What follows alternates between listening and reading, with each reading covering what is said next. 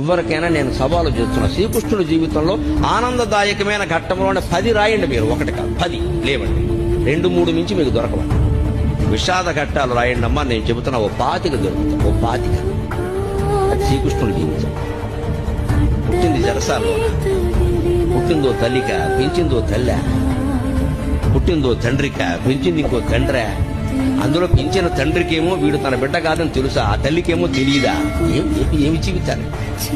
అవునడానికి లేదు, కాదనడానికి లేదు. నిజం ఒకటికి తెలుసు, నిజం ఇంకోళ్ళకి తెలియదు. కానీ పెరిగాడు మహానుభావుడు. పుట్టగానే చంపేస్తారనే మేనమామ. మనం ఎంత అదృష్టవంతులు ఉండే అటువంటి మేనమామలు మనకి లేదు. పుట్టని చంపేస్తారనే మేనమామ కత్తెట్టు కూర్చున్నాడు ఆ జైలు దగ్గర. అదే ఆ శ్రీకృష్ణుడి జీవితం. సార పురుషుడు అంటున్నారు కదా, మరి ఇంత భయంకరమైన జీవితంలో కూడా భగవతత్వాన్ని వ్యక్తం చేసిన మహానుభావుడు శ్రీకృష్ణుడు. కృష్ణం ముందే జగత్.